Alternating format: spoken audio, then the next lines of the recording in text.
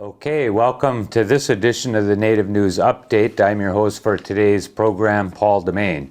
Many of the stories and information found here can be found at our news website, IndianCountryNews.com, where your online membership and or donation helps support the development of this television station. Here's the news for the day from the Associated Press and other Native American news services. A 30-year-old Mission, South Dakota man acknowledged that he caused an accident that killed another man. Anthony Running Crane pled guilty in federal court in Pierre, South Dakota to involuntary manslaughter, which carries a maximum punishment of 8 years in prison and a fine. According to the indictment, he drove a vehicle negligently September 28, 2008 on the Rosebud Reservation and killed Clint Plentyhorse. A former director of the Winnebago Tribe of Nebraska's Community Development Agency has been sentenced to a year in federal prison for embezzling more than $80,000 from the agency. A federal judge in Omaha, Nebraska also ordered 55-year-old Cecilia Earth on February 4th to surrender a car she had bought with the embezzled money. A news release from the U.S. Attorney's Office says Earth was the executive director of the Nishakhashi Community Development Corporation when she applied for a $134,000 federal grant. The Federal Health Resources and Service Administration eventually approved more than $83,000 for Earth to buy the equipment, but Earth admitted in the court to using the money instead to support her gambling addiction. The Cherokee Nation wants a federal judge to decide whether the descendants of the tribe's former black slaves, known as freedmen, have a federal right to citizenship in the tribe. In the 5-page complaint filed February 3rd in U.S. District Court in Tulsa, Oklahoma, the Cherokee Nation argues that because of the U.S. government's modification of an 1866 treaty it had with the tribe, descendants of freedmen are not entitled to federal citizenship rights. It names several freedmen descendants and the U.S. Department of Interior, among others, as defendants in the case. For decades, descendants of freed Cherokee slaves fought to reclaim their citizenship, even though they were adopted into the tribe in 1866 under a treaty with the U.S. government. A tribal court order gives them citizenship for now while their case moves through the tribal court system.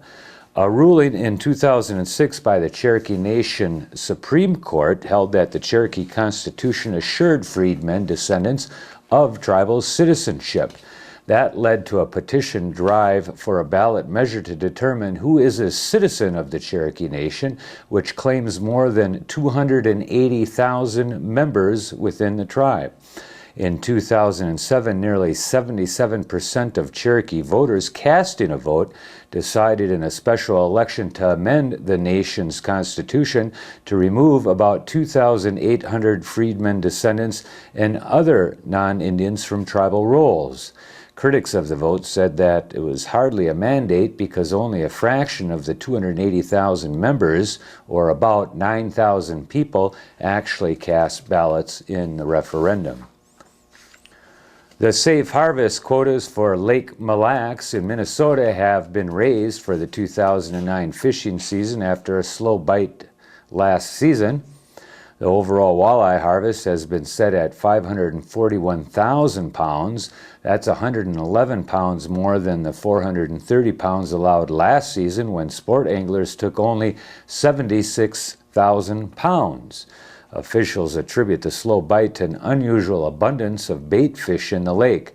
The allocation for sports anglers this year will be 414,500 pounds, up about 107,000 pounds from the 307,500 pounds allowed last year.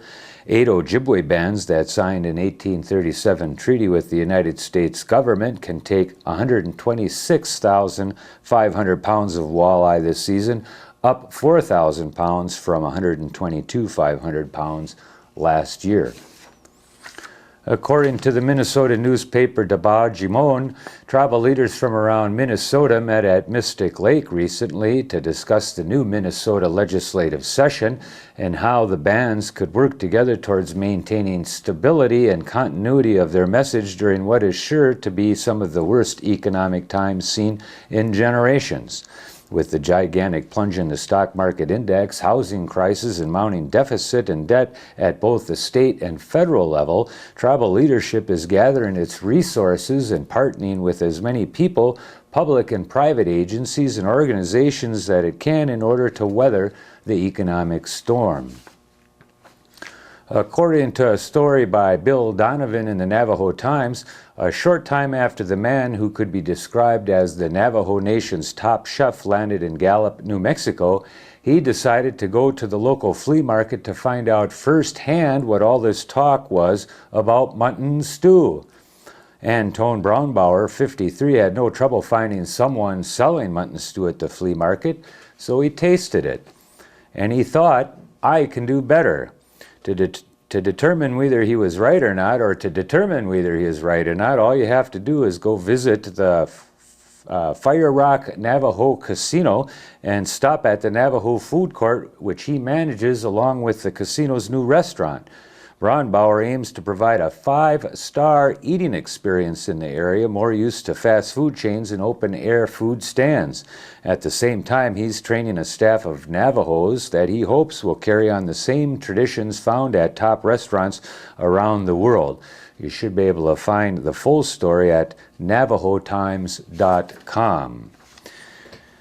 Yesterday, if you heard me talk about the upcoming powwows this weekend but heard the dates, you'd notice that those dates are for next weekend. The dates for this weekend's powwow, some that start this evening or tomorrow evening, are as follows.